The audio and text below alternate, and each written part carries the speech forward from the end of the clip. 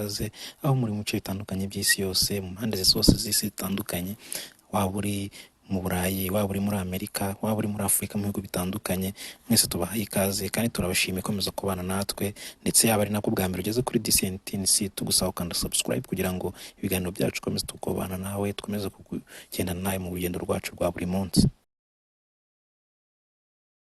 Uyu munsi twabateguriye ibintu bigera kuri 10 wamenya kuri Zaria Court Kigali ya Masai Ujiri, ibintu bitandukanye wamenya bijyanye n'uyu mushinga uko ungana, dore ko ari umushinga munini.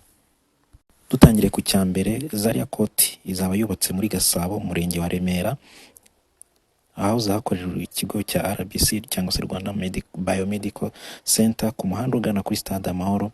Uyu mushinga uzaba wubatse ku butaka bungana na hegitari 2.4 nk'uko tubitangarizwa na Rwanda Housing Authority, dore ko ariyo yatanze ikibanza kuri uno mushoramari Masai Ujiri. Icya kabiri wamenya ni ku izina Zaria. Zaria ryakomotse he? Zaria ryakomotse ku mujyi witwa Zaria wo muri leta ya Kaduna mu gihugu cya Nigeria, dore ko uyu Masai Ujiri ubwo yavukiraga mu Bwongereza, avukiye ku babyeyi babiri, umugabo cyangwa se ise ukomoka muri Nigeria muri kiriya gice cya Zaria, ndetse na nyina ukomoka muri Kenya.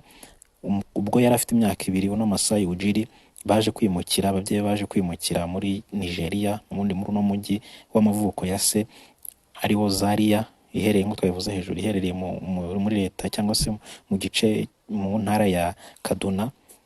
Aha rero niho iri zina Zaria arikomora. Uno Masai Ujiri ubwo niwe uzi impamvu yahisemo mu hantu hose yabaye, dore ko yavukiye mu Bwongereza mu mujyi wa Bournemouth, ariko akaza kwiga mu mashuri ye. Ubwo yari amaze gukura yaje kwiga amashuri ye muri Amerika cyangwa se muri USA, urikumva. Ariko mu yabaye hose yahisemo kwitirira imishinga ye Zaria, ari hose avuka. Ikindi cya gatatu wamenya nuko iki gice kizaba ari igice cyo kwakiramo abashyitsi, igice cyihariye, kizaba gifitemo hoteli mu bwoko bwa boutique hotel, ifite ibyumba bigera kuri 80, ifitemo restaurant zitandukanye, ifitemo aho kwiyakirira ku gisenge cyangwa se n'ibyo tumenyereye nka rooftop, aho gukorera imyitozo ngororamubiri ibimenyerewe nka gym, ndetse n'aho gukorera tuzi dutandukanye, dore ko hazaba harimo na podcast studio cyangwa se studio yo gukoreramo ibiganiro bitandukanye. Abazaba bifuza ko bakorera ibiganiro, yaba ari byo gucisha ku mbuga nkoranyambaga cyangwa se kwa recording ibiganiro byacishwa mu bitangazamakuru bya broadcasting bitandukanye. Kandi iyi hoteli izaba iri mu maboko y'ikigo kizobereye mu by'amahoteli cyangwa se kumanaginga amahoteli cyitwa Alpha Hospitality. Iki kigo kikaba ari ikigo kizobereye mu by'amahoteli, dore ko gikorana n'amahoteli atandukanye hirya no hino ku isi, mu gice cya Middle East cyangwa se igice cyo mu burasirazuba bwo hagati n'ibindi, ndetse no muri Afurika. Ibigo bitandukanye harimo za Marriott, za Radisson, ibigo bikomeye by'amahoteli. Iki kigo rero ni ikigo gikomeye kizaba kimanaje cyangwa se gicunga ino hoteli.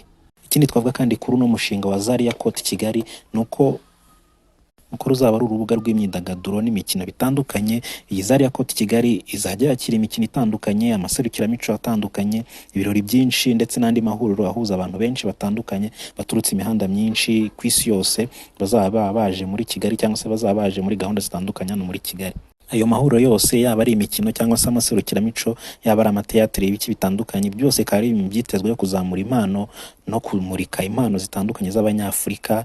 Akaba ari urubuga rwo kumurikira impano, byitezwe kuzaba igice cyangwa se igicumbi cyo kuzamura impano z'Abanyafurika ku buryo zigera ku rwego mpuzamahanga, urwego ruri competitive, kandi kazaba ari n'igice cyo kuba cyakorerwamo business mu bijyanye n'impano muri creativity industry, ku buryo bizatuma izamuka ry'impano, ubucuruzi bushingiye ku mpano bizatezwa imbere, ndetse kuko hazaba ari n'igice cyo gucururizamo cyangwa se bizwi nka mall, hazaba hacururizwa business zitandukanye zaba zihakorera, ku buryo igice cy'abagore cyangwa se urwego rw'abagore ruzatezwa imbere binyuze muri business zaba zikorerwa hariya hantu.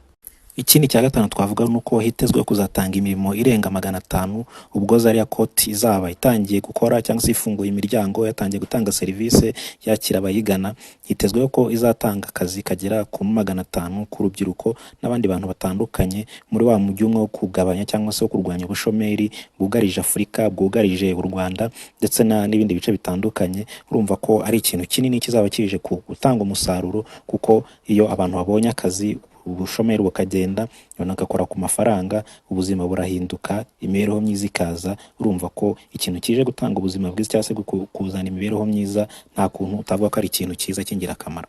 Ikindi cya gatandatu twavuga dushingiye ku ntumbero ya Masai Ujiri nk'umuntu ufite urukundo Afurika, dore ko yibera muri Amerika, aho ayoboye ikipe ya Toronto Raptors, nk'umuntu ufite ibyo yagezeho ari muri Amerika, ariko kubw'urukundo afitiye Afurika. Iyo urebye vision cyangwa se inzozi afitiye Afurika, dore ko ubwo yagezaga Kagame cyangwa se ubwo yahaga Perezida Paul Kagame igitekerezo cyo kubaka BK Arena, byari mu mushinga w'uko iyo arena yazaza ikaba icyitegererezo, ndetse n'ibindi bihugu bikagenda bireberaho byo muri Afurika, bikazana impinduka muri Afurika mu rwego rw'imikino, mu rwego rwo guteza imbere siporo, bikazana impinduka mu rwego rwo guteza imbere impano z'Abanyafurika, bikazamura impano z'Abanyafurika ku buryo baba competitive ku rwego mpuzamahanga, igisuzuguro kikava ku Banyafurika.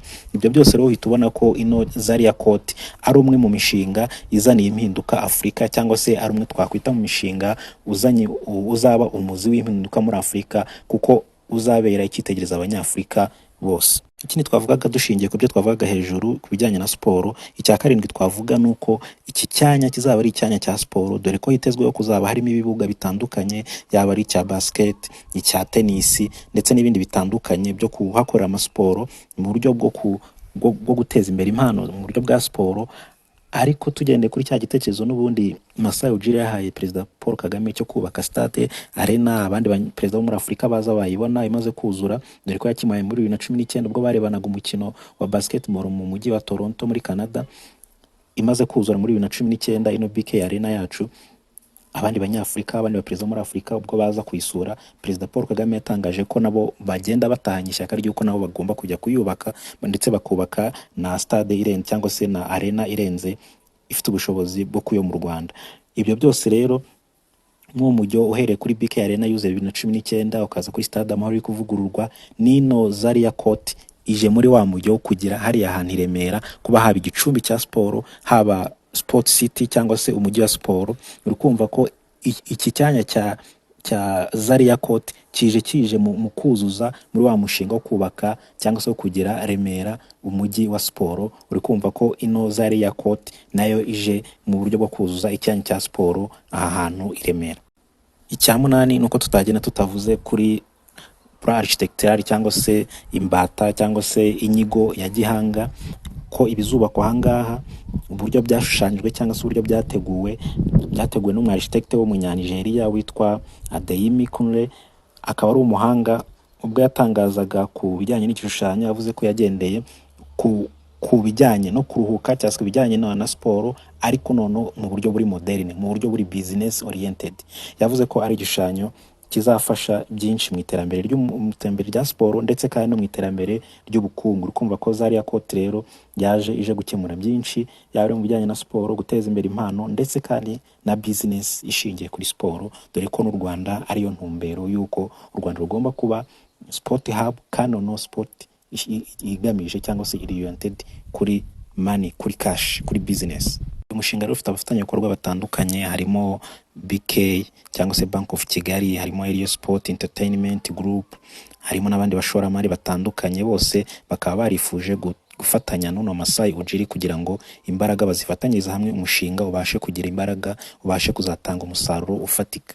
Icya cyenda twavuga nuko ino Zaria Court ni umwe mu mishinga wifujwe cyangwa se ufite intumbero yo kuzaba igicumbi cy'impano nyafurika, dore ko hifuzwa guteza imbere impano nyafurika muri siporo, mu bugeni, mu zindi mpano zitandukanye, ko bavuze ko hazajya habera amaserukiramico. Ibyo byose bikaba ari guteza imbere impano, amatara nyafurika ku buryo ajya ku ruhando mpuzamahanga, dore ko Afurika yarabaye abo kwitabira gusa, dore ko yaba ama competition mu bikombe by'isi tubona mu mikino itandukanye, hose Abanyafurika bageramo ugasanga n'undi bagarukiye hasi, bagarukiye mu matsinda, bagarukiye. Iyi Zaria Court rero ifite intumbero y'uko igomba guteza imbere impano z'Abanyafurika, Abanyafurika bakaba abantu bihagazeho, atari babandi bajya gushakira amaronko hanze Afurika, batajya gushaka ibyiza hanze Afurika, ahubwo azaba ari abanyempano bihagazeho mu cyimbo cyabo, cyangwa se muri secteur y'impano cyangwa se ya talent. Icya 10 nuko ino Zaria Court izaba igice kibungabunga ibidukikije, dore ko uyu mushinga nk'uko twabivuze uzaba uteretse cyangwa se wubatse ku hegitari 2.4, ariko 70% byose hazaba ari ahantu hari open cyangwa se open spaces, hateye ibyatsi, hateye ibiti, hari ibyicungo by'abana, aho abantu bakwicara bakaruhukira. Ahandi hakaba hubatse ya mazu azaba akorerwamo bya bikorwa byose twagiye tuvuga hejuru. Urumva ko ari ahantu hazaba hari amahumbezi hahereye, ku buryo umuntu uzaba hari azaharuhukira, azaba ari guhafata amafresheri cyangwa se byamufasha kuruhura mu mutwe. Uyu mushinga rufite byinshi bitangaje tuzakomeza kubagezaho, tuzakomeza kubakurikiranira gake gake cyangwa se tubaha update nkuko tugenda tubaha update z'ibindi bikorwa bitandukanye. Niyo mpamvu tugusaba gukomeza kubana natwe, tugusaba gukanda subscribe niba utari wayikanda kugira ngo utazacikwa. Inshuti zacu rero tubasezeyo, ariko tuzakomeza tubaha update nkuko twabyemeje. Bye bye, ciao ciao.